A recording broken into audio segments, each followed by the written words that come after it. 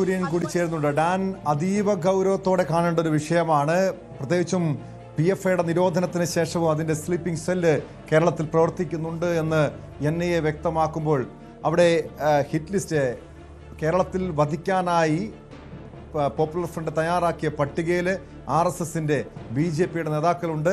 അതിൽ വത്സൻ തില്ലങ്കേരി, KP ശശികല തുടങ്ങിയ പ്രമുഖ നേതാക്കളുടെ പേരുകളൊക്കെയാണ് ഉൾപ്പെട്ടിരിക്കുന്നത്. മറ്റാരൊക്കെയാണ്, എന്താണ് ഇവരെയൊക്കെ വധിക്കാനായി PFI ഹിറ്റ് ലിസ്റ്റിൽ ഉൾപ്പെടുത്തിയത്? അതിൻ്റെ വ്യക്തമായ കാരണങ്ങൾ NIA സൂചിപ്പിക്കുന്നുണ്ടോ?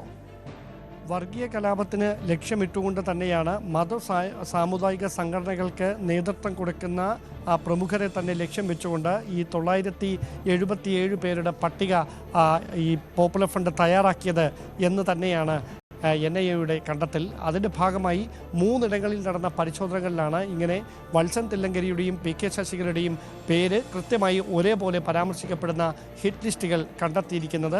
റിപ്പോർട്ടേഴ്സ് എന്ന ഒരു പ്രത്യേക കോർ ഗ്രൂപ്പിന് ആയുധ പരിശീലനം നൽകിക്കൊണ്ട് അവരെ ഉപയോഗിച്ചുകൊണ്ട് നിഷ്ഠൂരമായ കൊലപാതകങ്ങൾ സംസ്ഥാനത്തിൻ്റെ വിവിധ ഭാഗങ്ങളിൽ നടപ്പിലാക്കി വർഗീയ കലാപത്തിന് ആസൂത്രണം ചെയ്യുക എന്നതാണ് ഇതിലൂടെ PFI ലക്ഷ്യം വെച്ചിരുന്നത് എന്നാണ് NIAയുടെ കോടതിയിൽ സമർപ്പിച്ച റിപ്പോർട്ടിലെ പരാമർശം.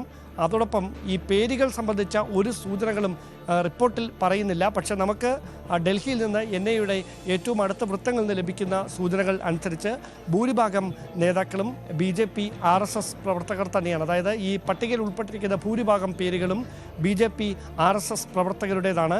അങ്ങനെ തെരഞ്ഞെടുപ്പിന് ഒരുങ്ങുന്ന സംസ്ഥാനത്ത് വലിയ തരത്തിൽ ഒരു വർഗീയ സംഘർഷങ്ങൾ ചേരിതിരിഞ്ഞുള്ള അക്രമ സംഭവങ്ങളൊക്കെ ഉണ്ടാക്കി അതിലൂടെ ഒരു മുതലെടുപ്പ് നടത്തുക, അത് തന്നെ ലക്ഷ്യം വെച്ചുകൊണ്ടാണ് ഇങ്ങനെയൊരു നീക്കം അവരുടെ ഭാഗത്തു നിന്നുണ്ടായത്. അതിൻ്റെ ഭാഗമായി ആസൂത്രണം ചെയ്ത് കൃത്യമായ ആസൂത്രണത്തോടെ നടപ്പിലാക്കിയ കൊലപാതകമാണ് 2022 ഏപ്രിൽ 16 നടന്ന പാലക്കാട് ശ്രീനിവാസൻ വധക്കേസ് എന്ന റിപ്പോർട്ടിൽ എടുത്തു പറയുന്നുണ്ട്.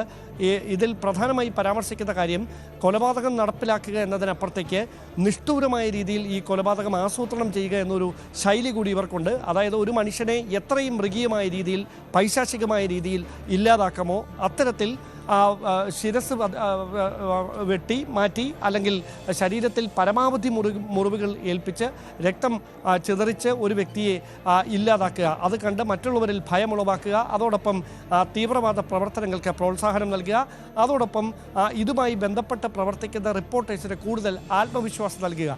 അതുകൊണ്ടാണ് ഇങ്ങനെ നിഷ്ഠൂരമായ രീതിയിൽ ശ്രീനിവാസൻ വധം അടക്കം നടപ്പിലാക്കിയത് എന്നാണ് ഈ റിപ്പോർട്ടിൽ NIA വ്യക്തമാക്കുന്നത്.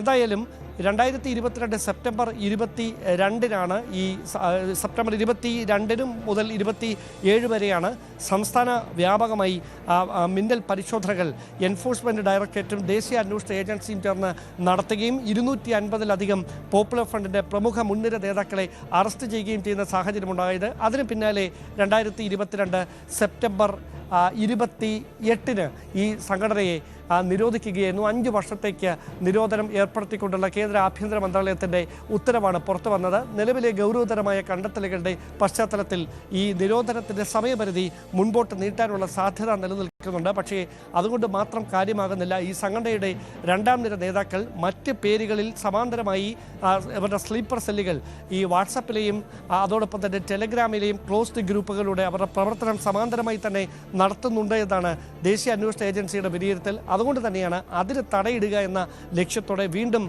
അതുമായി ബന്ധപ്പെട്ട പരിശോധനകൾ വ്യാപകമാക്കാനുള്ള തീരുമാനം NIAയുടെ ഭാഗത്തു നിന്നുണ്ടായിരിക്കുന്നത്. ഇപ്പോഴും എടുത്തു പറയേണ്ട കാര്യം അവരുടെ സാമ്പത്തിക സ്രോതസ് വളരെ ആരോഗ്യകരമായി ഇപ്പോഴും ഇവിടെ പാലക്കാട്ടെ ശ്രീനിവാസൻ വധക്കേസുമായി ബന്ധപ്പെട്ടാണ് NIA പോപ്പുലർ ഫ്രണ്ടിനെതിരെ ഇത്രയും വിശദമായിട്ടുള്ള അന്വേഷണം നടത്തുന്നത്.